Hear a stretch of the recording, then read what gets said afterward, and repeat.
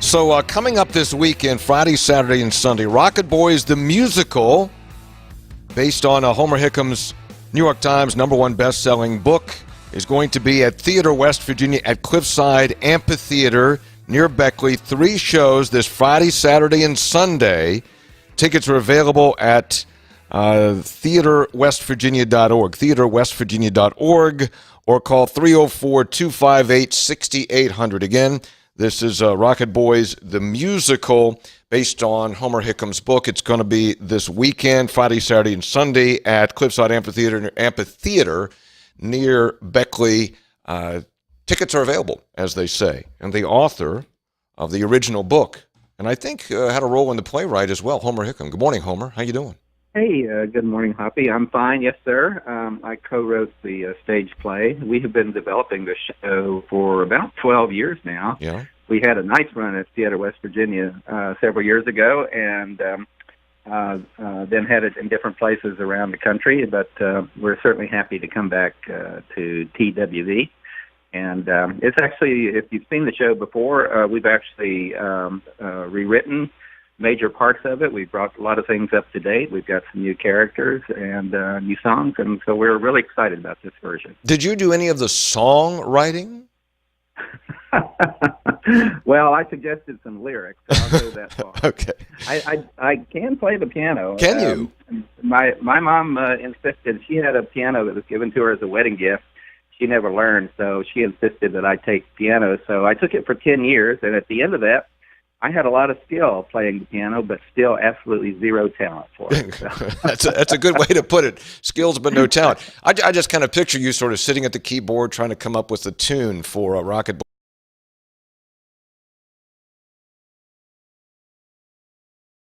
Boy. And they composed and wrote the music and the lyrics. Carl Trayman and I wrote the stage play based entirely on the book, and then, of course, like any art form, if you don't take into account what's happening in today's world and just base it on something that happened way back in the late 1950s, then you're probably going down the wrong track. So I wrote the book Rocket Boys back in 1996 through 98 when it came out, but the world has gone around a few times since then, so we've updated it quite a bit. Well, Homer Hickam's with us, West Virginia native, author of Rocket Boys, many other books, and of course was made in the movie October Sky, but now also the musical, Rocket Boys the musical, and it's this Friday, Saturday, Sunday at Cliffside Amphitheater by Theater West Virginia near Beckley. And what did you have to change? Well, one thing we did, of course, is to take into account the different ethnicities that were in Coalwood. And, for instance, Valentine, who is the young woman who's always chasing after Sonny, is Latina now. And we do have a black Rocket Boy.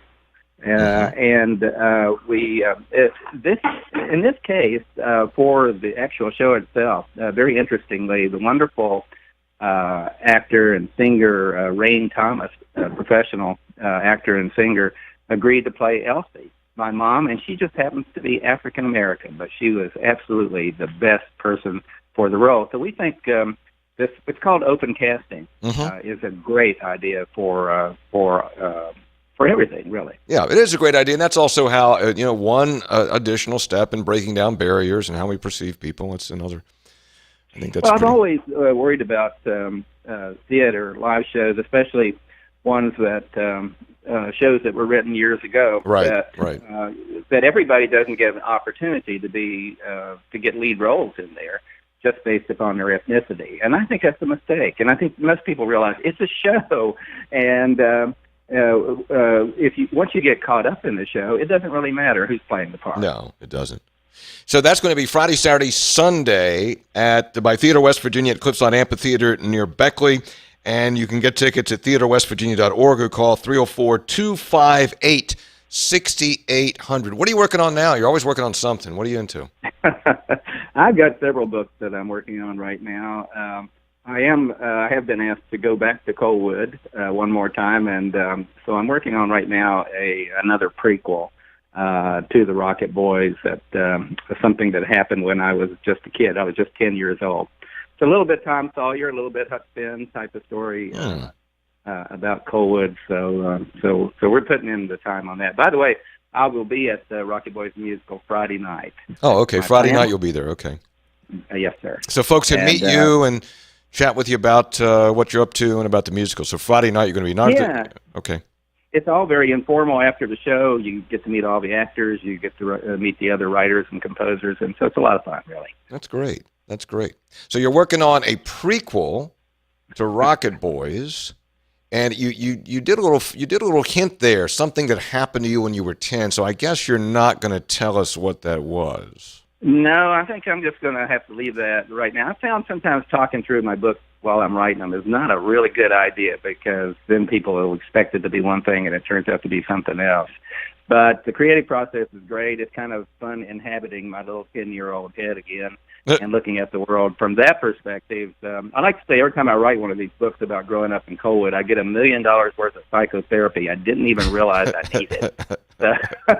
Well, there's a lot of that in Rocket Boys. I mean, anybody, of course, everybody always has some issues with their parents, and certainly that's all through Rocket Boys. That's a consistent theme. I think, it's a thread that absolutely runs through Rocket Boys. I think it's the strongest thread, the father-son relationship. And it's really the reason why I wrote Rocket Boys I had two real reasons.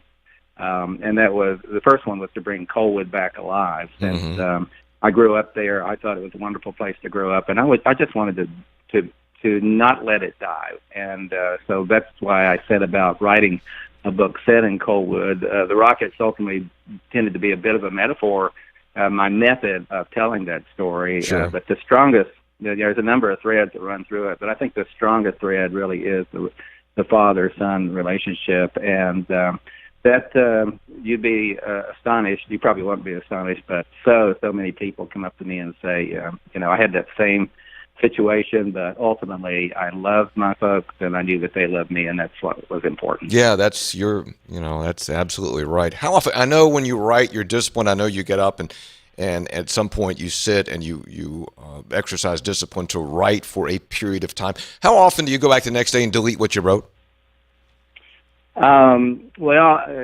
Unfortunately, quite often. Some writers said that you have to be willing to murder your little darling. Yeah, and it's true. Sometimes I'll write what John Steinbeck called hoopty doodle. It's beautiful, glorious writing, but it slows everything down. So you have to go back and you have to let it cool down a little bit. And I'm pretty good at that, letting my writing cool and then go back and looking at it dispassionately and saying, no, that's wonderful, it's got to go. Neat thing about computers these days, I can save it, and I've got a pretty good memory where all these things are, and I can go out and drag it out for something else. Oh, so you say so you don't just delete it, you save it somewhere else, thinking, oh, that's my little nugget, I may come back to it sometime. Yeah, if it's truly my little darling, and I thought, oh my goodness, I can't part with that. It may never be read, but it's in there somewhere. Yeah, I got to tell you, I'm nowhere near. You're in such a different league than I am, but I write a daily commentary, and often I write. It's only about page and a quarter, and I get to somewhere and I write it and I go back and go, oh, I've got to delete that. I really like it, but it doesn't work, so I got to take it out. And it's hard, and there's so many writers, very, very good writers, that simply cannot do that. Really? And you know them because you suddenly are bogged down into something like, and you skip over, your eye will just skip over it and go to the next thing, and you hope that the story will pick up. So anytime you're reading, and that happens to you, then you realize that you've run into a writer like that. Steinbeck was really smart. He wrote a book called Sweet Thursday. And he said, okay, every other chapter is going to be hoopty doodle. I'm warning you in advance. And so, and it's true. It's like every other chapter is just pure hoopty doodle, a writer just having fun with words, and you can skip right over that and keep on with the story. Well, what's the latest on the recovery of your house at St. John's? Well, we do now finally have the architectural designs done, and we're getting the building permits. So we hope to start getting a roof on our house maybe in October. We're back in the storm season now, so it's kind of difficult to start piling up construction materials. Yeah. But we do hope to be in our house by Christmas. I know some people like to go to the Caribbean. Should they go back to the Caribbean or wait longer? Well, the Virgin Islands was horribly damaged, and it's been less than a year since that awful damage. The beaches are still absolutely beautiful, and places coming back. But you do have to realize that you're looking at some islands that were damaged, right? And a lot of things, the infrastructure is still damaged somewhat. But for folks, the restaurants are opening back up, the bars are all open. The car rentals are open. The beaches are still there. The ocean's beautiful. So, why not? It would really help the economy to go. I understand. Rocket Boys, the musical, of course, based on Homer Hickam's best-selling book, beloved book, Rocket Boys, made into the movie October Sky. 3 shows this weekend at Cliffside Amphitheater by Theater West Virginia, and that's near Beckley. Shows on Friday, Saturday, and Sunday. Tickets available at theaterwestvirginia.org or call 304-258-6800. Homer's going to be there Friday night. You can chat with him about whatever you like. Homer, it's always a pleasure. You're my writing hero. You know that. So. Well, thank you, Hoppy. You're my radio hero, so we're even, I guess. All right.